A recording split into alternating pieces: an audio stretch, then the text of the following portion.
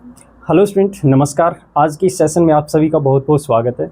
बच्चों, जैसा कि आप जानते हो कि CITS कॉलेजेस में एडमिशन लेने के लिए जो एंट्रेंस एग्ज़ाम होता है उसके फॉर्म अप्लाई होना शुरू हो चुके हैं, जो कि 18 मई उसकी लास्ट डेट है और 31 मई को ये एंट्रेंस एग्ज़ाम होने वाला है। बच्चों, ये जो पेपर होने वाला है, ये जो एग्ज़ाम होने वाला है, इसका जो पेपर पैटर्न है वो क्या रहने वाला है, थोड़ा सा वो डिस्कस कर लेते हैं। उसके बाद हम अपने आगे के जो क्वेश्चंस डिस्कस करने वाले हैं वो करेंगे। तो देखो, ये जो पेपर होता है वो 100 क्वेश्चंस का पेपर होता है, जिसमें 100 मार्क्स होते हैं आपके। ठीक है। अब जो ये 100 क्वेश्चन होते हैं, इनको दो सेक्शन में डिवाइड किया गया है।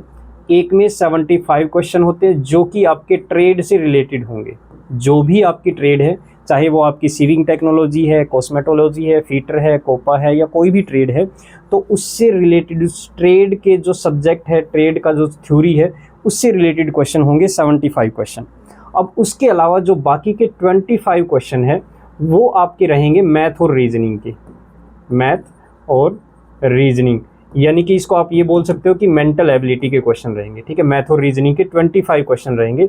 तो बच्चों, जो ये 75 क्वेश्चन है ये आप अपनी ट्रेड से के जो थ्योरी है उसी से कवर करोगे, लेकिन बाकी के जो 25 क्वेश्चन है वो चाहे आपकी कोई भी ट्रेड हो, चाहे वो आप फीटर से हो, कोपा से हो, इलेक्ट्रीशियन से हो, या सीविंग, कॉस्मेटोलॉजी, किसी भी ट्रेड से हो, तो उनके लिए ये जो 25 क्वेश्चन रहेंगे ये कॉमन रहेंगे। यानी कि इनके जो कंसेप्ट है, जो चैप्टर्स हैं, जो वो सब के लिए सेम होंगे। ठीक है, तो आपको इन क्वेश्चंस की प्रिपरेशन करने के लिए, अलग अलग ट्रेड के लिए अलग अलग प्रिपरेशन करने की ज़रूरत नहीं है। आपको सेम चैप्टर, सेम ही कंसेप्ट रहेंगे।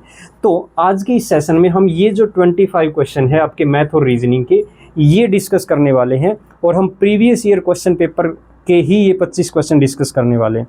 तो बच्चों, मैंने उठा रखा है 2025 का सीविंग टेक्नोलॉजी का जो ये पेपर है, ये उठा रखा है। इसके जो लास्ट के 25 क्वेश्चन है वो हम डिस्कस करेंगे। बहुत ही इजी क्वेश्चन होते हैं बच्चों, ये बहुत ही बेसिक से क्वेश्चन होते हैं, बच्चों वाले क्वेश्चन होते हैं। थोड़ा सा भी अगर आप सिर्फ ये जो PY क्वेश्चन है, प्रीवियस ईयर क्वेश्चन है, ये भी अगर थोड़ा सा प्रैक्टिस कर लोगे तो भी आपके लिए ये 25 जो मार्क्स हैं वो आपके काफ़ी मतलब हेल्पफुल रहेंगे आपका जो स्कोर बनाने में। ठीक है, तो चलिए शुरू करते हैं इन क्वेश्चंस को। तो बच्चों, 1 से लेकर 75 तक जो है आपके ट्रेड के क्वेश्चन है।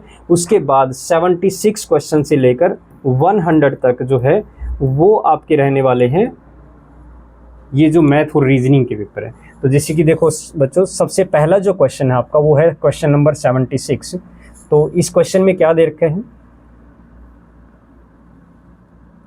क्वेश्चन नंबर 76 आपका, what is the value of this. ये आपको एक सिंप्लीफिकेशन दे रखी है। तो ये लिखा हुआ है 21 + 496 divide by 16 is equal to, ये इसकी वैल्यू बतानी है, यानी कि इसका मान बताना है 21 + 496 भाग 16, इसका मान बताना है। तो बच्चों, ऐसे जो सिंप्लीफिकेशन के क्वेश्चन होते हैं इनको कैसे सोल्व करेंगे, इसके लिए सबसे पहले आपको ध्यान रखना है बोर्ड मास। आपने बचपन में भी पढ़ा होगा बोर्ड मास। अगर नहीं याद है तो मैं आपको बता देता हूँ। बोर्ड मास का मतलब क्या होता है? B का मतलब होता है ब्रैकेट, ब्रैकेट्स। O का मतलब होता है ऑफ, D का मतलब होता है डिवाइड, ठीक है। M मतलब मल्टीप्लाई, ओके। A का मतलब एडिशन और S का मतलब सब्ट्रैक्शन। अब ये क्या है? देखो, ब्रैकेट यानी कि जो ब्रैकेट होती है वो सबसे पहले सोल्व की जाएगी। उसके बाद ऑफ ऐसा लिखा होगा, ऑफ, या फिर हिंदी में इसको का लिख देते हैं, का लिखा होता है कई बार यहाँ पे बीच में, तो ये फिर सोल्व करना है। उसके बाद डिवाइड यानी कि भाग, और मल्टीप्लिकेशन यानी कि गुना, एडिशन यानी कि जोड़, और सब्ट्रैक्शन घटा। तो ये इस सीरीज में सोल्व करना होता है। तो सबसे पहले हमें ये देखना होता है जो भी आपको क्वेश्चन गिवन है उसमें कौन कौन से साइन दे रखे हैं, एडिशन है, मल्टीप्लिकेशन है, डिवाइड है, सब्ट्रैक्शन है, या कोई ब्रैकेट दे रखी है, या फिर ऑफ या का लिखा हुआ है। तो बच्चों, यहाँ पे देखो प्लस और डिवाइड, ये दो ही साइन गिवन है। तो इसका मतलब ये हुआ कि यहाँ पे प्लस और साइन डिवाइड में से कौन पहले सोल्व होगा? पहले डिवाइड सोल्व होगा, उसके बाद एडिशन यानी कि जो जोड़ है वो सोल्व होगा। तो सबसे पहले भाग को सोल्व करेंगे। तो भाग जो साइन है वो किन दो नंबर के बीच में?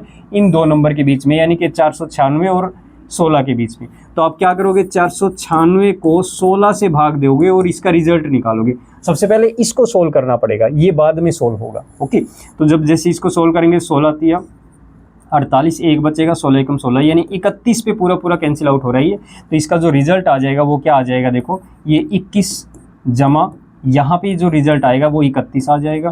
तो 31 और 21 जो है वो होता है आपका 52, 52। तो आपका आंसर जो है, इसका जो मान है वो आ जाएगा 52। सेकंड ऑप्शन आपका करेक्ट आंसर होगा। ओके स्टूडेंट, तो इस तरह के बहुत ही आसान से क्वेश्चन आते हैं। चलो दूसरे क्वेश्चन की बात करते हैं। तो दूसरा क्वेश्चन, नेक्स्ट क्वेश्चन क्या है, what is the value of this. यहाँ पे भी सेम ऐसा ही एक सिंप्लीफिकेशन दे रखी है। क्या दे रखी है, 3232 जमा 4848 घटा 4242। तो इसका मान बताना आपको यहाँ पे। तो देखो यहाँ पे भी मैंने क्या बताया था कि जैसे कि अगर बोर्ड मास में देखोगे तो एडिशन सब्ट्रैक्शन लास्ट में सोल्व होते हैं।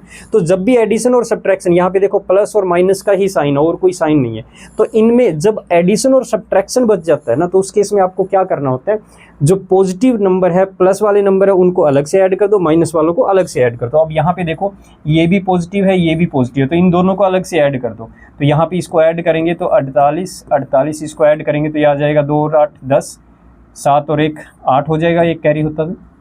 इसी तरह से 10 और एक कैरी यहाँ पे फिर 8 आ जाएगा, तो 8। तो इनका जो रिजल्ट है वो क्या आ जाएगा आपका 8080।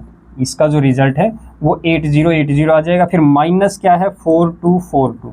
अब इसमें से 4242 माइनस कर दीजिए,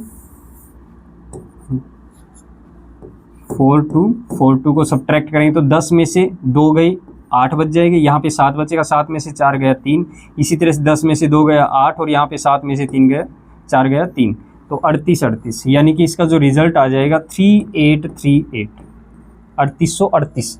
तो आपका आंसर होगा फोर्थ ऑप्शन A4 यानी 3838। ठीक है, तो ये आंसर हो जाएगा। ओके स्टूडेंट, चलो नेक्स्ट क्वेश्चन देखते हैं। नेक्स्ट क्वेश्चन भी आपका इसी तरह से सिंप्लीफिकेशन का क्वेश्चन है।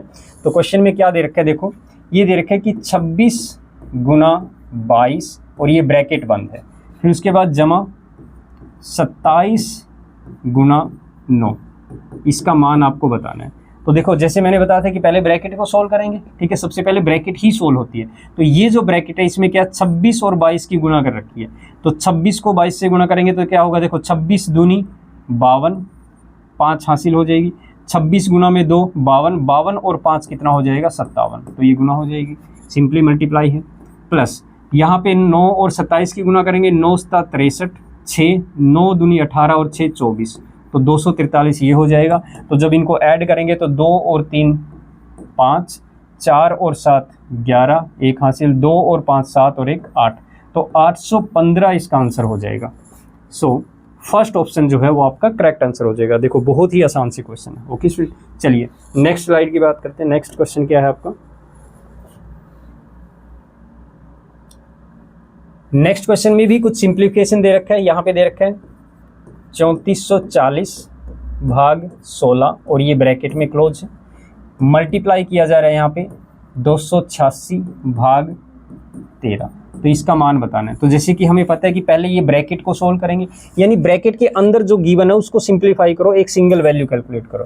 तो ये जो 3440 है उसको 16 से भाग देना है, तो कैसे होगा, देखो 16 दूनी 32, ठीक है, 2 बच जाएगा, 24 आ जाएगा, 16 एकम 16 हो जाएगा, ठीक है, बचेगा 8, 16 पंजे 80, यानी 215 पे कैंसिल आउट हो रहा है, तो इसका रिजल्ट 215 आ जाएगा ब्रैकेट में जो है। फिर गुना, अब यहाँ से 13 से डिवाइड करेंगे, 13 दूनी 26, 2 बचेगा, 13 दूनी 26 22 आ जाएगा।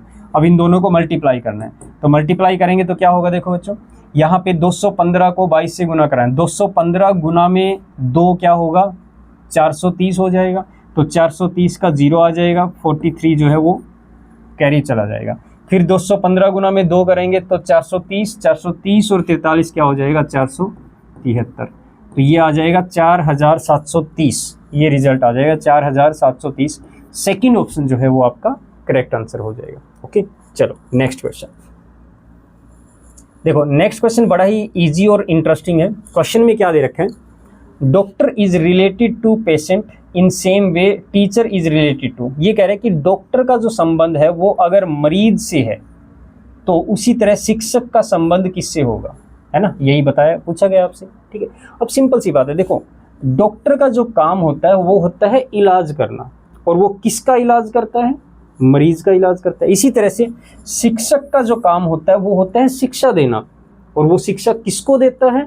विद्यार्थी को देता है, यानी कि स्टूडेंट को देता है। तो इसका जो आंसर हो जाएगा वो शिक्षक का जो संबंध है वो किससे हो जाएगा? विद्यार्थी यानी कि स्टूडेंट से हो जाएगा। ओके स्टूडेंट, तो ये आपका आंसर हो जाएगा। नेक्स्ट क्वेश्चन देखो क्या है। नेक्स्ट क्वेश्चन भी कुछ ऐसा ही है, इसी के जैसा। Tailor is related to pant the same way in the same way cobbler is related to. ये कह रहा है कि जो टेलर है ना उसका संबंध जैसे कि पेंट से है, इसी तरह से मोची का संबंध किससे होगा, ये पूछा गया। अब देखो, टेलर जो है वो कपड़े से क्या सिलता है, क्या प्रोडक्ट बनाता है? तो वो पेंट बनाता है, तो यानी कि टेलर पेंट एक प्रोडक्ट बनाता है। तो इसी तरह से मोची क्या बनाता है? चमड़े का जूता बनाता है, तो इसका संबंध क्या हो जाएगा? जूते से हो जाएगा। तो बच्चों यहाँ पे एक बात ध्यान रखना, जैसे कि यहाँ पे चमड़ा भी गिवन है, तो गलती से चमड़ा मत कर देना, मोची का संबंध चमड़े से। ये कब होगा? अगर आपका यहाँ पे टेलर का संबंध कपड़े से दिया होता ना, तब आप बोल सकते थे कि मोची का संबंध चमड़े से है। ठीक है, यानी कि टेलर कपड़े से पेंट बना रहा है, पेंट एक प्रोडक्ट है। इसी तरह से मोची जो है वो चमड़े से एक प्रोडक्ट बना रहा है, वो क्या होगा? शूज होगा, जूता होगा। तो जूता आएगा इसका आंसर, ना कि चमड़ा। ओके, चलो नेक्स्ट क्वेश्चन की बात करते हैं।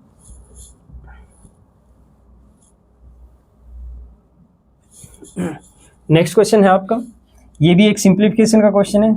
6650 डिवाइड बाई 50 और ये गुना कर रखा है यहाँ पे 169 भाग 13, इसका मान पूछा गया आपसे।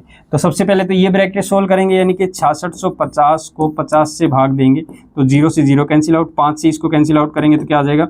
5 एकम 5, 1 बचेगा 16 बन जाएगा, 5 तिया 15, 1 बचेगा फिर 15 बन जाएगा, 5 तिया 15, यानी इसका रिजल्ट आ गया 133।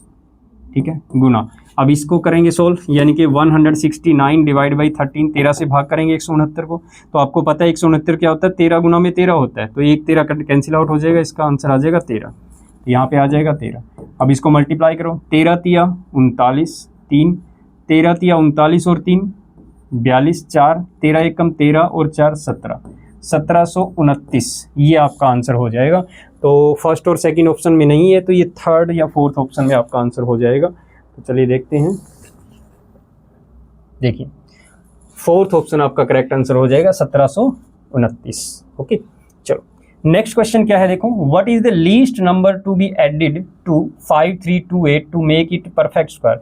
ये कह रहा है कि 5328 में कम से कम क्या जोड़ा जाए, कम से कम क्या जोड़ा जाए ताकि ये एक क्या बन जाए? पूर्ण वर्ग बन जाए, पूर्ण वर्ग बन जाए, यानी परफेक्ट स्क्वायर बन जाए। अब आपको पता है पूर्ण वर्ग क्या होता है, आपको पता होना चाहिए। जैसे कि 9 जो है वो पूर्ण वर्ग है, क्यों है? क्योंकि इसका वर्गमूल करेंगे तो वो 3 आ रहा है।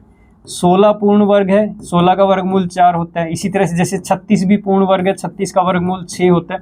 तो जिसका वर्गमूल पूरा एक नंबर आ जाए, यानी कि एक पूर्णांक आ जाए, तो उस वही हमारा क्या होता है? परफेक्ट स्क्वायर होता है, यानी कि पूर्ण वर्ग होता है। ओके, तो अब ये जो नंबर है ना, ये पूर्ण वर्ग नहीं है, बट इसमें क्या ऐसा छोटी से छोटी वैल्यू जोड़ी जाए जिससे कि पूर्ण वर्ग बन जाए। तो इसे सोल्व करने के लिए आपको जो वर्गमूल निकालने का तरीका है ना, वो आना चाहिए। जो लॉन्ग डिवीजन मेथड होता है ना वर्गमूल निकालने का, कैसे? जैसे कि अगर हमें किसी भी नंबर का वर्गमूल निकालना है तो क्या करेंगे? जैसे कि यही नंबर लिख लो 5328, तो इसका वर्गमूल निकालना है, ऐसे निकालेंगे। अब ऐसे केस में क्या करोगे? हमेशा जब भी वर्गमूल निकालोगे तो राइट साइड से, यानी कि दाईं तरफ से पेयर बनाने शुरू कर दो, 2-2 डिजिट के। ये 2 डिजिट, फिर इधर से 2 डिजिट, ये हो गया। ठीक है, अब ये जो पेयर बन गए, अब इनमें क्या करोगे? एक एक पेयर को उठाओगे। अब जैसे कि पहला पेयर उठाओगे, आपके 53 बन रही है।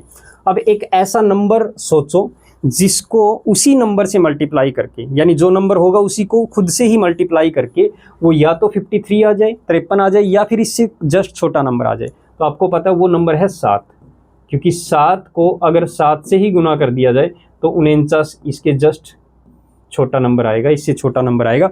8 लेंगे तो इससे बड़ा चला जाएगा। ठीक है, 6 लेंगे तो और ज़्यादा छोटा हो जाएगा, लेकिन इसके पास वाली वैल्यू लेनी है। ठीक है, तो अब ये क्या करेंगे? जैसे डिवाइड करते हैं ना, भाग करते हैं, उसी तरह से सब्ट्रैक्ट कर देंगे। सब्ट्रैक्ट करेंगे 4 बचेगा। अब जैसे कि भाग में हम क्या करते हैं? एक एक डिजिट को नीचे लेके आते हैं, बट यहाँ पे पेयर को ही लेके आना है नीचे। यहाँ पे भी हमने पेयर लिया तो यहाँ पे भी पेयर को लेंगे, तो ये जो पेयर है नीचे आ जाएगा 428। अब हमें क्या करना है? नेक्स्ट स्टेप हमारा, तो जो ये नंबर होते हैं यहाँ पे इन दोनों को ऐड कर देना होता है। 7 + 7 कितना हो जाएगा? 14 हो जाएगा। अब फिर हमें ऐसा नंबर सोचना है ऐसा नंबर सोचना है जो यहाँ पे पुट करें और उसी से इसको मल्टीप्लाई करें और उसकी वैल्यू जो आए या तो ये आए या इसकी जस्ट इसके पास की वैल्यू आए।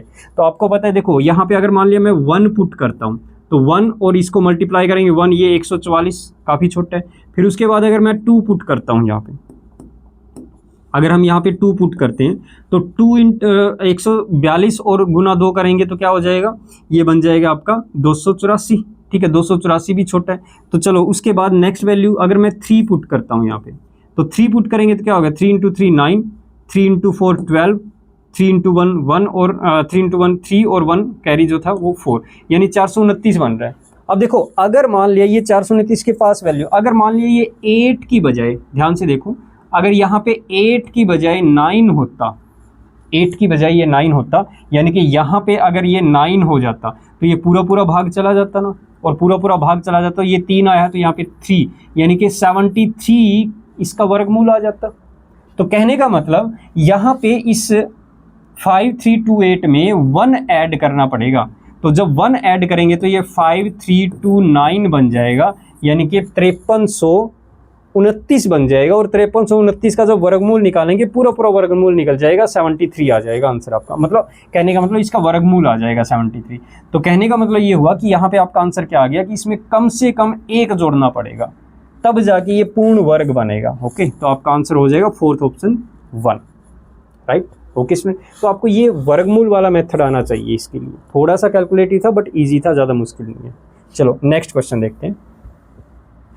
नेक्स्ट क्वेश्चन में क्या दे रखा है, what is the average weight of all 6 boys if the boys weight of if body weight of 6 boys recorded as this. तो ये क्या दे रखा है, इसमें कह रहा है कि 6 लड़कियां नहीं है, यहाँ पे ऊपर बॉयज लिख रखा है, तो लड़कों का, ठीक है, 6 लड़कों का वजन क्रमशः ये दे रखा है और आपको औसत वजन निकालना है, औसत वजन निकालना है। तो ये जो 6 लड़के इनका वजन कितना दे रखा है, 21 kilo, 27 kilo, 33 kilo, 40 kilo, 47 kilo, 54 kilo.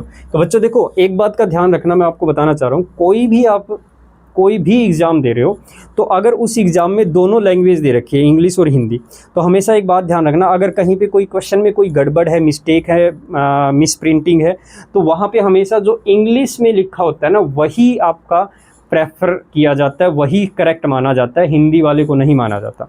तो जैसा कि इसमें लड़कियां लिख रखा है उसमें लड़के लिख रखे हैं तो लड़कों को माना जाएगा। दूसरी बात ये कि यहाँ पे 6 लड़के हैं, 6 लड़कों का वजन दे रखा है इंग्लिश में, लेकिन हिंदी में जो है वो एक और वजन एक्स्ट्रा दे रखा है 68, यानी कि 7 लड़कियों का वजन दे रखा है। तो पहली बात तो ये कि इसको नहीं लोगे आप, ये 6 लड़कों का वजन लोगे और 6 लड़कों का जो औसत कैलकुलेट करोगे। तो औसत का क्या फॉर्मूला होता है आपको पता होना चाहिए। औसत कैसे कैलकुलेट करते हैं, सबसे पहले तो इन सभी वजन को, सभी लड़कों का जो वजन है उसको टोटल करोगे, ऐड करोगे, जोड़ दोगे। तो 21 + 27 + 33 ये सबको ऐड कर दो, 21 + 27 + 33 + 40 + 47 + 54, और इसको डिवाइड करोगे 6 से, क्योंकि 6 लड़कों का वजन है तो 6 से डिवाइड करोगे। तो जब इसको ऐड करोगे तो क्या हो जाएगा, देखो 1 और 7 8 और 3 11, 11 और 7 18 और 4 22, 22 का 2 कैरी हो जाएगा, 2 4 4 और 3 7 और 4 11 और 4 15 और 5 20, 20 और 2 22, तो 222 टोटल हो जाएगा। और इसको डिवाइड करेंगे 6 से, तो 6 × 18 हो जाएगा, 4 बचेगा, 6 × 42, यानी कि 37 किलो ये इसका औसत वजन आ जाएगा, एवरेज वेट आ जाएगा। सो सेकंड ऑप्शन आपका करेक्ट आंसर हो जाएगा। ओके चलो, उम्मीद करता हूँ आपको ये क्वेश्चन अच्छे से क्लियर हो रहे होंगे। ठीक है, next question, mister Ganesh purchase fridge for 32,000 rupees and sold it 40,000 rupees, what is the profit percent. Question में दे रखा है कि गणेश ने एक फ्रीज खरीदा है जो 32,000 में खरीदा और 40,000 में बेच दिया, तो लाभ प्रतिशत बताना है। तो यानी कि फ्रीज का जो क्रय मूल्य है वो 32,000 रुपये है, ठीक है, और जो विक्रय मूल्य है वो है 40,000 रुपये। तो लाभ कितना हुआ, आपको पता है कि कोई वस्तु अगर 32,000 में खरीदी जाए, 40 में बेच दी जाए, तो यानी कि ये जो 8,000 का डिफरेंस आया ना, यही तो लाभ है, 8,000 का लाभ हुआ है ना। 32 में खरीदा, 40 में बेच दिया, तो 8,000 का लाभ हुआ। हमें लाभ प्रतिशत निकालना है, क्या निकालना है? लाभ प्रतिशत। और आपको पता होना चाहिए कि लाभ प्रतिशत कैसे निकालते हैं। लाभ जितने रुपए का हुआ है डिवाइड बाई क्रय मूल्य और मल्टीप्लाई बाई 100 ऐसे कैलकुलेट करते हैं लाभ प्रतिशत। चाहे वो लाभ हो या हानि हो, हमेशा क्रय मूल्य पर कैलकुलेट करते हैं। अगर यहाँ पे हानि होती तो हानि जितने रुपए की है डिवाइड बाई क्रय मूल्य और मल्टीप्लाई बाई 100 कर देते, तो वो हानि प्रतिशत आ जाती। अभी हमें लाभ प्रतिशत निकालना है। तो लाभ कितने रुपए का हुआ? 8,000 रुपये का। क्रय मूल्य कितना है आपको पता है? 32,000 रुपये। गुना 100 कर दीजिए। तो जैसे 8,000 से 32,000 4 पे कैंसिल आउट हो जाएगा, 4 से ये जो 100 है वो 25 पे कैंसिल आउट हो जाएगा। तो आपका लाभ प्रतिशत कितना आ गया? 25%। ये आपका आंसर हो जाएगा। फोर्थ ऑप्शन आपका करेक्ट आंसर होगा। ओके स्टूडेंट, ठीक है। चलो next question. What would be the simple interest obtain an amount of 6,000 at the rate of 12% per annum at the end of 2 year. Question में दे रखे कि 6,000 रुपये का 12% वार्षिक दर से 2 वर्ष का साधारण ब्याज बताओ क्या होगा। अब देखो यहाँ पे जो मूलधन है वो कितना दे रखा है? 6,000 रुपये, और ब्याज की जो दर है वो है 12% वार्षिक, राइट। समय आपको दे रखा है 2 वर्ष। तो आपको साधारण ब्याज निकालना है। साधारण ब्याज का फॉर्मूला पता होगा ना, क्या करते हैं? मूलधन गुना दर गुना समय बटा 100। यही फॉर्मूला होता है, बचपन से करते आ रहे हो, है ना। तो मूलधन कितना है? 6,000 रुपये, गुना दर कितनी है? 12%, और समय क्या है? 2 वर्ष, डिवाइड बाई 100 करेंगे। तो जब इसको कैंसिल आउट करेंगे 0 से 0 कैंसिल आउट हो जाएगी। अब क्या है? 60 गुना 12 गुना 2, 12 दूनी 24, 24 छिक्का क्या हो जाएगा? 144, और ये एक 0 भी है यहाँ पे, तो 1440 रुपये आ जाएगा आपको। तो यहाँ पे जो साधारण ब्याज बनेगा, इनको मल्टीप्लाई करोगे 60 गुना 12 गुना 2, तो ये 1440 रुपये आएगा। तो आपका जो साधारण ब्याज है 1440 रुपये है। बट इसमें ऑप्शन ए और सेकंड और फर्स्ट और सेकंड में ऑप्शन में नहीं गिवन है। चलो नेक्स्ट देखते हैं। तो बच्चों थर्ड और फोर्थ यहाँ पे ऑप्शन गलत है, ये ध्यान रखना। इस क्वेश्चन के ऑप्शन गलत है, तो आपका जो साधारण ब्याज है डेफिनेटली 1440 रुपये ही आएगा। आपके ऑप्शन गलत है इस क्वेश्चन में, ठीक है। कई बार हो जाती है, मिस प्रिंटिंग हो जाती है क्वेश्चन में, ठीक है। चलो ये आपका निम्मी से ही उठाया हुआ प्रीवियस ईयर क्वेश्चन पेपर है। ओके चलो नेक्स्ट क्वेश्चन में क्या दे रखे हैं? एन अलमीरा is sold at 62,104 rupees after allowing a discount of 6%, find the mark price. Question में देखें कि अलमारी को 6% डिस्काउंट यानी कि छूट पे बेचा गया है, और उसको कितने रुपए में बेचा गया है? 6,204 रुपये में बेचा गया है। तो उसका चिन्हित मूल्य यानी MRP या मार्क प्राइस या अंकित मूल्य बोल सकते हो आप, कैलकुलेट करना है।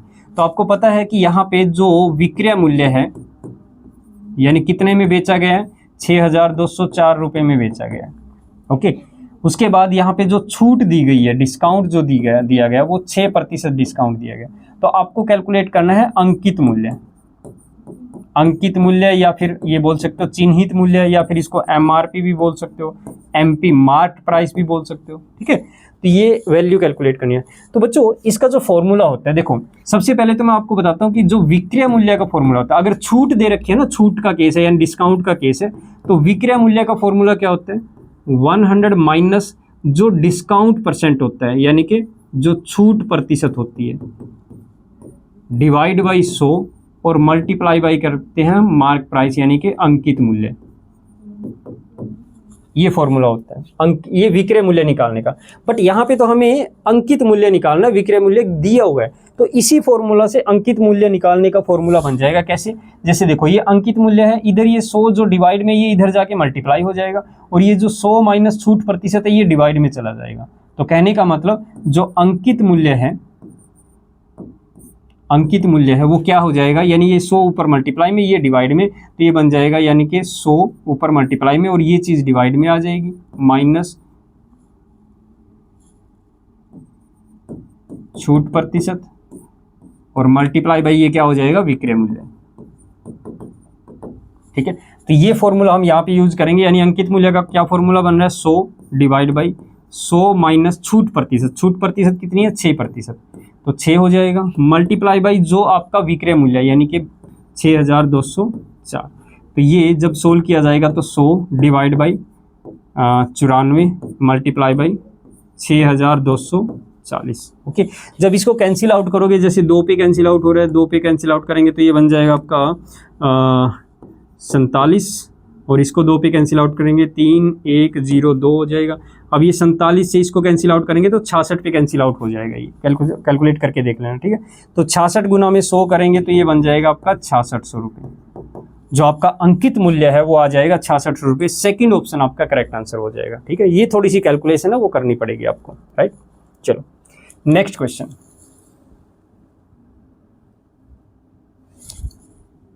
Ram deposit 9,000 rupees with a finance company for 2 years at an compound interest of 10% per annum. What is the amount that Ram get after 2 years? ये कह रहे कि राम ने 9,000 रुपये एक फाइनेंस कंपनी के पास 2 वर्ष के लिए 10% वार्षिक दर से जमा कराए। तो 2 वर्ष बाद चक्रवर्ती ब्याज, बच्चों यहाँ पे चक्रवर्ती ब्याज नहीं आएगा, ये पूछा गया कि 2 वर्ष बाद उसको कुल कितनी राशि मिली, कुल राशि पूछा गया आपसे। क्योंकि जो इंग्लिश में क्या पूछा गया, what is the amount that Ram get after 2 year, यानी कि टोटल अमाउंट कितना मिला राम को 2 साल के बाद, मतलब वो कुल राशि पूछा गया चक्रवर्ती ब्याज में, ठीक है। मतलब यहाँ पे कुल राशि का मतलब मिश्र धन पूछा गया आपसे। पता है ना मिश्र धन क्या होता है, मूलधन और जमा में जो ब्याज बनता है वो जोड़ देंगे तो वो मिश्र धन होता है। तो देखो मूलधन आपको दे रखा है यहाँ पे 9,000 रुपये, ब्याज की जो दर है वो है 10% वार्षिक, ठीक है। समय जो है वो है 2 वर्ष। तो आपको मिश्र धन कैलकुलेट करना है, कुल राशि कैलकुलेट करनी है, और चक्रवर्ती ब्याज है यहाँ पे, ठीक है, कंपाउंड इंटरेस्ट है। तो मिश्र धन का फॉर्मूला क्या होता है, मूलधन गुना 1 जमा में दर बटा 100, और पावर जो होगी वो समय हो जाएगा कितने सालों में है, ठीक है। अगर दर वार्षिक है तो समय जो है वर्ष में आ जाएगा।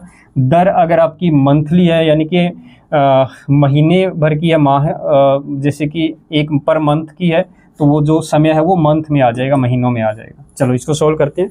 मूलधन कितना आपका 9,000 रुपये गुना 1 जमा दर आपकी 10 है डिवाइड बाई 100, और समय 2 है तो 2 पावर हो जाएगी। तो ये बन जाएगा आपका 9,000 गुना, इसको जब कैंसिल आउट करेंगे तो ये 10 आ जाएगा, यानी कि 10 एकम 10 और 1 11, 11 बटे 10, और इसकी 2 पावर है तो 2 बार मल्टीप्लाई कर दो, 11 बटे 10 को 2 बार मल्टीप्लाई, तो ये 0 2 0 से ये 2 0 कैंसिल आउट हो जाएगी। तो आगे क्या आ जाएगा, 11 गुना में 11 121 गुना में 90, 90 गुना में 121। तो इसको मल्टीप्लाई करेंगे तो ये 1 0 तो ये आ जाएगी, 9 से मल्टीप्लाई करें 9 9 दूनी 18, 1 9 1 9 और 1 10, 10,890 रुपये, 10,890 रुपये, यानी कि 4th ऑप्शन आपका करेक्ट आंसर हो जाएगा। ओके, बहुत ही आसान सा क्वेश्चन था, सिंपल मिश्र धन का फॉर्मूला यूज करना आपने और कुछ नहीं करना, और कैलकुलेट करना है, ठीक है। चलो नेक्स्ट क्वेश्चन। बच्चों ये जो टाइम एंड वर्क का क्वेश्चन है, यानी कि कार्य और समय का जो क्वेश्चन है, उसको करने के लिए देखो क्या मेथड यूज करेंगे। क्वेश्चन में क्या दे रखा है पहले तो ये पढ़ लेते हैं। 30 man can complete a piece of work in 20 days, how many more man must be required to complete the work in 15 days। ये कह रहे हैं कि 30 आदमी किसी काम को 20 दिन में करते हैं, तो उसी काम को 15 दिन में पूरा करने के लिए कितने और आदमी लगेंगे, यानी कि ये 30 आदमी तो थे ही, इसके अलावा कितने और आदमी लगेंगे। तो बच्चों ऐसे क्वेश्चन को सोल्व करने के लिए एक मेथड यूज करना। देखो यहाँ पे हमेशा ऐसे क्वेश्चन में 2 केस दिए होते हैं। एक तो केस ऐसा दिया होता है जिसमें आपको कंप्लीट इन्फॉर्मेशन दे रखी है, जैसे 30 आदमी 20 दिन में कर रहे हैं। दूसरे में कुछ पूछा जाएगा आपका, दूसरे केस में यानी 15 दिन में कितने आदमी काम करेंगे ये पूछा गया, ठीक है। तो अब ऐसे केस में दोनों केस में क्या करना होता है, जो नंबर ऑफ मैन, मतलब मैन यानी कि वर्कर जो काम करने वाले थे, और नंबर ऑफ डेज दिन, आदमियों की संख्या और दिनों की संख्या को गुना करना है, और अगर काम के बारे में कुछ लिखा हुआ तो वो डिवाइड में लिखना है, पहला केस। दूसरे केस में भी यही सेम चीज करना है कि नंबर ऑफ मैन और नंबर ऑफ डेज, और वर्क के बारे में लिख रखा है तो वर्क डिवाइड में करेंगे।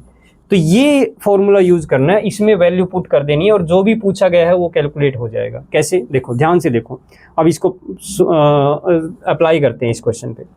30 आदमी 20 दिन में कर रहे हैं उस काम को, यानी कि आदमियों की संख्या कितनी है, नंबर ऑफ मैन कितना है 30, कितने दिन में कर रहे हैं, नंबर ऑफ डेज कितना है 20 दिन में, तो इसको मल्टीप्लाई कर देंगे। अब काम के बारे में इसमें यहाँ लिखा नहीं हुआ तो काम को लिख लेने की जरूरत नहीं है।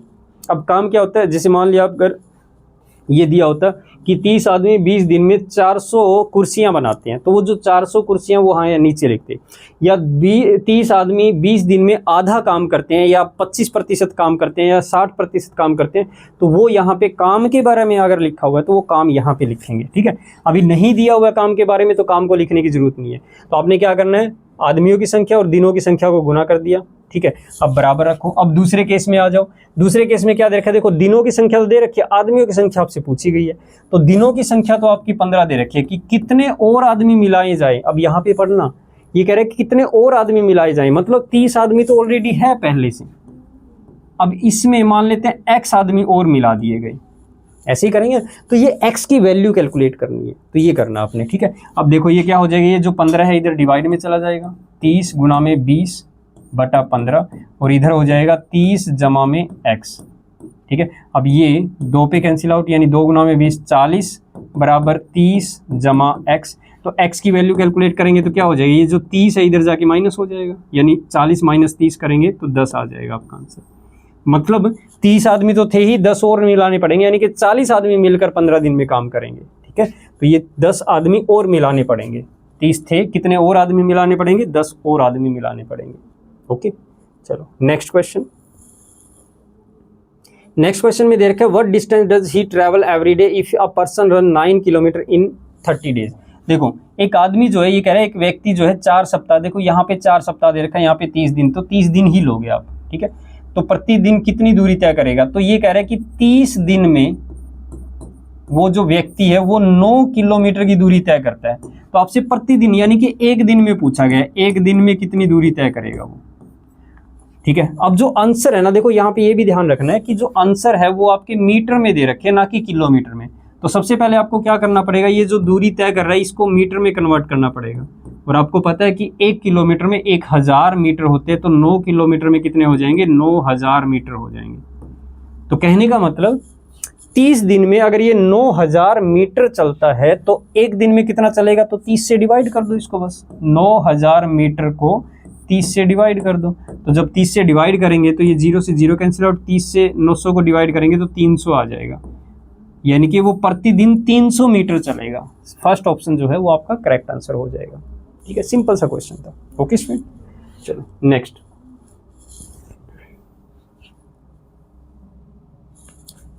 What is the value of this. देखो ये सेम वही सिंप्लीफिकेशन का क्वेश्चन दे रखा है, 1971 जमा 91 गुना 15, इसका मान बताना आपको क्या होगा। तो आपको बताया मैंने, देखो यहाँ पे जमा और गुना 2 साइन दे रखे हैं, तो सबसे पहले आप गुना को सोल्व करोगे, मल्टीप्लाई से पहले सोल्व होती है, बाद में एडिशन सब्ट्रैक्शन होता है। तो इनको मल्टीप्लाई करेंगे तो क्या बन जाएगा, देखो ये तो एज इट इज लिख दो 1971 जमा, अब इसको सोल्व कीजिए तो 15 एकम 15, 1 हासिल हो जाएगी, 15 निम्मा 135, 135 और 1 क्या हो जाएगा 136, तो ये बन जाएगा। अब उसके बाद क्या करना है, इन दोनों को जोड़ना है, 1971 और 1365 ऐड कर दीजिए, तो ये बन जाएगा 6, 7 और 6 13, 9 और 3 12 और 1 हासिल जो थी 13, और ये 2 और 1 3, 3336। तो सेकंड ऑप्शन आपका करेक्ट आंसर हो जाएगा।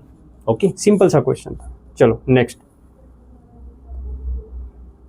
नेक्स्ट क्वेश्चन क्या दे रखे हैं, what is the area of square if the perimeter of square is 536 centimetre. देखो पहली बात तो ये कि अगर एक स्क्वायर की बात करें, एक स्क्वायर जो होता है, स्क्वायर मतलब ये कह रहे हैं कि एक वर्ग का, देखो हिंदी में क्या लिख रखा है, अगर किसी वर्ग का परिमाप 536 सेंटीमीटर है तो उसका क्षेत्रफल निकालना है।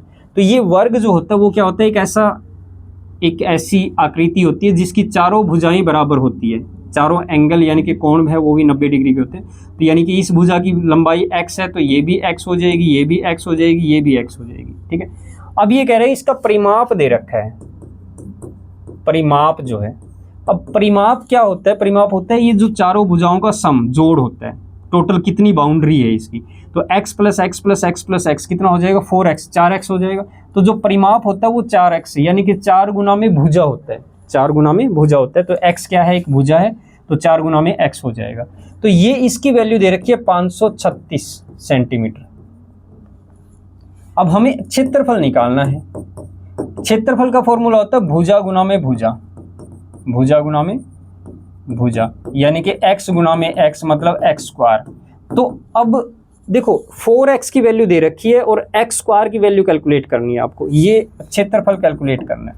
तो पहले तो आप x की वैल्यू कैलकुलेट करो, यानी कि 4x बराबर 536 दे रखा है, तो x की वैल्यू क्या आ जाएगी 536, ये जो 4 है डिवाइड में चला जाएगा, 4 से डिवाइड करेंगे तो क्या आ जाएगा 4 एकम 4, 1 बचेगा, 4 तिया 12, 1 4 चौके 16, 134 बच गया है। यानी x की जो वैल्यू है वो 134, मतलब इसकी जो भुजा है वो 134 सेंटीमीटर आ गई। अब हमें इसका क्या निकालना है, एरिया निकालना है, यानी कि एक क्षेत्रफल, तो यानी कि 134 गुना में 134 मल्टीप्लाई करेंगे, तो इसका जो आंसर बनेगा वो बनेगा आपका 17,956। इसको मल्टीप्लाई कर देना, 134 को 134 से मल्टीप्लाई करोगे तो ये जो थर्ड ऑप्शन है 17,956, ये आपका आंसर आ जाएगा। ओके, तो ये 17,956 सेंटीमीटर स्क्वायर, स्क्वायर में होता है जो एरिया होता है, तो ये आपका आंसर हो जाएगा। ओके, सिंपल कैलकुलेशन है, बस 134 को 134 से गुणा करना है और कुछ नहीं। नेक्स्ट क्वेश्चन देखो, टाइम एंड वर्क का आ गया, वही फॉर्मूला आपने यूज करना है, number of man Guna number of days, और वर्क को डिवाइड में करते हैं, सेम नंबर ऑफ मैन दूसरे केस में, नंबर ऑफ डेज दूसरे केस में, और वर्क जो है दूसरे केस का, ये ही फॉर्मूला यूज करना आपने। ठीक है, तो अब देखो पहले केस में क्या दे रखा है, 24 आदमी एक काम को 12 दिन में पूरा करते हैं, तो आदमियों की संख्या 24 है, दिनों की संख्या 12 है, वर्क के बारे में कुछ नहीं दे रखा, टाइम कार्य के बारे में कुछ नहीं दे रखा। दूसरे केस में पूछा गया आपसे उसी काम को 36 आदमी कितने दिन में करेंगे, आदमियों की संख्या 36 है तो दिनों की संख्या निकालनी है, तो जो पूछा गया ना उसको x पुट कर दो बस, और x की वैल्यू निकालो, तो यहाँ से x की जो वैल्यू आएगी वो क्या आ जाएगी, 36 इसके डिवाइड में चला जाएगा, यानी 24 गुना 12 बटा 36, तो 12 से 36 3 पे कैंसिल आउट हो जाएगा, 3 से 24 जो है 8 पे कैंसिल आउट, यानी कि x की वैल्यू आ गई 8। तो 8 आदमी ये 36 आदमी जो है 8 दिन में काम करेंगे उसी काम को, ऑप्शन ए जो A1 जो है वो आपका आंसर हो जाएगा, right. Next, What is the speed of train if it cover a distance of 180 kilometre between two station in 2.5 hour? ये कह रहे हैं कि अगर कोई ट्रेन 180 किलोमीटर 2.5 घंटे में दो स्टेशन के बीच की जो दूरी है 2.5 घंटे में कवर करती है, तो उसकी गति क्या है। देखो यहाँ पे जो दूरी है ना वो दे रखी है 180 किलोमीटर, और जो समय दे रखा है वो है 2.5 घंटे, 2 सही 1/2 घंटे, यानी कि इसको लिख सकते हैं 5/2 घंटे। तो आपको गति निकालनी है, गति का फॉर्मूला आपको पता होना चाहिए, दूरी बटा समय होता है। तो दूरी 180 किलोमीटर है और समय कितना है 5/2, 5/2। अब इसको सोल्व करोगे तो 180 बटा 5 डिवाइड में है, तो ये डिवाइड बाई 2 है जो 2 पर मल्टीप्लाई में चला जाएगा, तो 5 से 180 को कैंसिल आउट करोगे 36 आ जाएगा, 36 गुना में 2 करोगे तो 72 किलोमीटर प्रति घंटा होगा, क्योंकि जो स्पीड है वो जो दूरी है वो किलोमीटर में दे रखी है, टाइम जो है वो घंटे में दे रखा है। ठीक है, तो किलोमीटर प्रति घंटा 72 किलोमीटर प्रति घंटा, ये आपका आंसर हो जाएगा। ठीक है, तो ये फर्स्ट ऑप्शन नहीं है आपका, सेकंड, हाँ सेकंड ऑप्शन में आपका करेक्ट आंसर हो जाएगा 72 किलोमीटर प्रति घंटा। नेक्स्ट क्वेश्चन है, what is the value of this, ये दे रखा है कि 91 जमा 416 भाग 8, इसका मान बताना है। तो देखो 400, पहले तो भाग को ही सोल्व करेंगे, जमा से पहले 416 को 8 से डिवाइड किया जा रहा है, 8 पंजे 40, 1 बचेगा, फिर 6 8 दूनी 16, 52 आ जाएगा यहाँ पे, यानी ये बन जाएगा 91 जमा 52। तो जब इसको ऐड करेंगे तो ये 143, 143 आपका आंसर हो जाएगा, थर्ड ऑप्शन। बिल्कुल ईजी सा क्वेश्चन है बच्चों वाला। Next, flower is related to rose in same way as vegetable is related to, ये कह रहे हैं कि फूल जो है वो गुलाब से संबंधित है, तो सब्जी किससे संबंधित होगी। अब देखो फूल क्या है, ये एक कैटेगरी है, मतलब इसमें बहुत अलग अलग नाम के फूल होते हैं, तो सभी फूलों को मिला के एक समूह बना दिया गया है, उसे हम फूल बोल रहे हैं। तो उस समूह के जो सदस्य है उनमें से एक सदस्य जो है वो गुलाब है। इसी तरह से सब्जी भी क्या है, एक समूह है, यानी कि एक पूरा का पूरा कैटेगरी है, उस कैटेगरी का नाम है सब्जी, कुछ सदस्यों की कैटेगरी है उसका नाम है सब्जी। अब उस कैटेगरी का एक सदस्य यानी कि एक सब्जी का नाम, तो इनमें देख लो सब्जी कौन है, सेब, गाजर, जड़, तना, तो गाजर ही तो हमारी एक सब्जी है ना, इस समूह में से एक सब्जी जो है वो गाजर है। ठीक है, तो इसका आंसर क्या आ जाएगा, सेकंड ऑप्शन कैरेट, गाजर। नेक्स्ट, 4 किलोग्राम सेब का मूल्य 500 रुपये है, तो 8 किलोग्राम सेब का मूल्य बताइए। देखो 4 किलोग्राम सेब का जो मूल्य है वो 500 रुपये है, तो हमें 8 किलोग्राम सेब का मूल्य बताना है कितना होगा। तो ये जो क्वेश्चन, इस टाइप के क्वेश्चन होते हैं उसको क्या करते हैं, सबसे पहले एक का मूल्य ज्ञात करो, यानी 4 किलोग्राम का 500 रुपये है, तो 1 किलोग्राम सेब का मूल्य क्या हो जाएगा, 500 को इस 4 से भाग दे देंगे, ये आ जाएगा क्या, आपका 1 किलोग्राम का मूल्य। अब जब 1 किलोग्राम का मूल्य आ गया तो 8 किलोग्राम का मूल्य कैलकुलेट करने के लिए 1 किलोग्राम के मूल्य को 8 से गुना कर देंगे, तो यानी कि 500/4 जो है इसको 8 से गुना कर दो, तो ये 8 किलोग्राम का मूल्य आ जाएगा। तो ये आ जाएगा 4 से 8, 2 पे कैंसिल हो, 2 गुना में 500 करेंगे 1000 रुपये। ठीक है, अब ये क्वेश्चन ऐसे भी कर सकते हो इजीली, जैसे कि देखो 4 किलोग्राम का मूल्य 500 रुपये है, तो ये जो 8 किलोग्राम है ये 4 का दुगना है ना, तो इसका जो मूल्य है वो भी तो दुगना ही होगा ना, 500 का दुगना 1000। सिंपल, ऐसे भी बता सकते हो। 4 किलोग्राम का 500 रुपये है, तो इसका डबल, 4 किलोग्राम का डबल क्या हो जाएगा, 8 किलोग्राम, तो 8 का डबल हो जाएगा, 500 की बजाय 1000 हो जाएगा। ठीक है, next question. If the total number of books in book shop, what is the total number of books in book shop if 35% books are in Tamil, 45% books are in English and the remaining 100 books are in other language। ये कह रहे हैं कि किसी दुकान में 35% किताबें तमिल में हैं, 45% किताबें अंग्रेजी में और शेष किताबें जो है वो दूसरी भाषाओं में, जो कि 100 किताबें हैं। तो कुल किताबों की संख्या बतानी है। अब सबसे पहले क्या करो, कुल किताबें मान लो, कुल किताबें मान लेते हैं X हैं। ठीक है, अब इसमें जो तमिल में है ना, तमिल भाषा में जो किताबें हैं वो 35% है, ओके, और अंग्रेजी भाषा में 45% किताबें हैं, और तो बाकी की बची जो है वो शेष किताबें हो जाएगी जो कि दूसरी भाषा में है, दूसरी भाषाओं में है। ठीक है, तो अब देखो ये जो तमिल और अंग्रेजी भाषा में है वो टोटल कितनी है, 35% और 45% हो जाएगा आपका 80%। तो 80% किताबें तो तमिल और अंग्रेजी में है, तो बची कितनी, 20% किताबें बची। तो जो बची हुई 20% किताबें हैं वो क्या है, दूसरी भाषाओं में है, और इन किताबों की संख्या दे रखी है आपको कि ये 100 किताबें हैं। ठीक है, कितनी किताबें हैं, ये 100 किताबें हैं।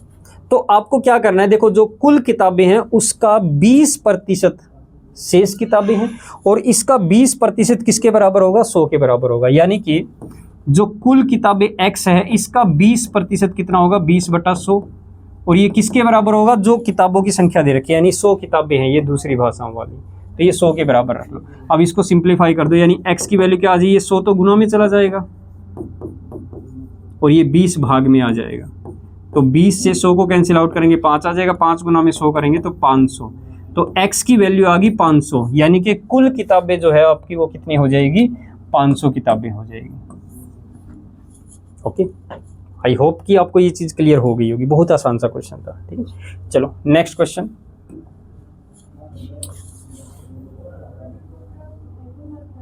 अगला सवाल है आपका 25% of a number is 500, what is the 50% of that number. ये कह रहे अगर किसी संख्या का 25% 500 के बराबर है तो उस संख्या का 50% किसके बराबर होगा। तो वो जो संख्या है ना, मान लेते हैं वो संख्या n है। अब ये कह रहे हैं कि इस n का 25% जो है, 25% मतलब 25/100 से गुना कर देंगे, तो ये जो 25% है इस संख्या का, ये 500 के बराबर है। ठीक है, हमें निकालना है इस n का 50% कितना होगा, ये निकालना है, मतलब n का 50, इस संख्या का 50% कितना होगा। तो पहले तो n की वैल्यू निकाल लो। यहाँ से कैसे निकालोगे, n बराबर क्या हो जाएगा, ये 100 उधर गुना में चला जाएगा 500 के, और ये जो 25 जो है वो डिवाइड में आ जाएगा, तो 25 से 100 को कैंसिल आउट करेंगे, 4 पे कैंसिल आउट हो जाएगा, 25 का 100, 4 गुना में 500 करेंगे तो 2000, यानी इस संख्या की वैल्यू कितनी आ जाएगी, 2000। n की वैल्यू क्या आ जाएगी, 2000। अब यहाँ पे इस n का यानी कि 2000 का 50% निकालना है, तो 2000, n की वैल्यू 2000 है, तो इसका 50% निकालना है। ठीक है, तो ये 2000 का 50% निकाल देंगे, 50 से 100 2 पे कैंसिल आउट, 2 से 2000 को कैंसिल आउट करेंगे तो 1000 आ जाएगा। आपका आंसर आ गया कि इस संख्या का, जिस संख्या का 25% 500 था, उसका 50% 1000 हो जाएगा। और ये क्वेश्चन ऐसे भी बहुत आसान है। कैसे? देखो, किसी संख्या का 25% अगर 500 है तो इसका 50%, देखो ये इस 25% का दुगना है ना। 25% अगर 500 है तो 25 का दुगना 50% क्या होगा? इस 500 का दुगना ही तो होगा। देखो 500 गुना में 2000 ही तो आ रहा है। डायरेक्ट भी बता सकते हो आप, जब 25% 500 है तो 50% उसका दुगना हो जाएगा, यानी कि 1000 हो जाएगा। चलो नेक्स्ट क्वेश्चन क्या है? What should come next in the alphabetical series. ये एक अल्फाबेटिकल सीरीज दे रखी है जिसमें आपको ये पूछा गया कि अगला अक्षर क्या होगा, यानी अंग्रेजी अक्षर सीरीज का। अब इसमें क्या क्या सीरीज में क्या दे रखा है? देखो A, C, F, H, K, M, P, R, U, W। और इससे नेक्स्ट पूछा गया कि क्या होगा। अब देखो बच्चों, ये जो होते हैं ना, रैंक होते हैं। रैंक मतलब जैसे कि अगर मैं कहूँ कि A, B, C, D, E, F, G, H, I, J, K, L, तो इनके रैंक होते हैं। जैसे A 1 रैंक पे है, B 2 रैंक पे है, C 3 रैंक पे है, D 4, E 5, F 6, G जो है वो 7 पे है, H 8 पे है, I जो है 9 पे है, J 10 पे है, K 11 पे, ये 12 पे है, L जो है। ठीक है, तो इस तरह से आगे आगे रैंक होते हैं। लास्ट में क्या होगा? जैसे कि X जो है वो आपका 24 पे हो जाएगा, Y 25 पे हो जाएगा, Z जो है आपका 26 पे हो जाएगा। तो ये एक A से लेकर Z तक 26 अक्षर होते हैं इंग्लिश में, तो इनकी रैंक होते हैं। तो इसी के अकॉर्डिंग ये रैंक लिख लो यहाँ पे। जैसे A का रैंक क्या होता है? 1 है, C का रैंक 3 होता है, F का रैंक 6 होता है, H का 8 होता है, K का 11 होता है, M का 13, P का 16, R का 18 होता है, U का 21 होता है और W का 23 होता है। अब ये देखो कि इनमें क्या पैटर्न चल रहा है, क्या पैटर्न चल रहा है। देखो ध्यान से, 1 से 3 में क्या किया जा रहा है? 2 ऐड किया जा रहा है।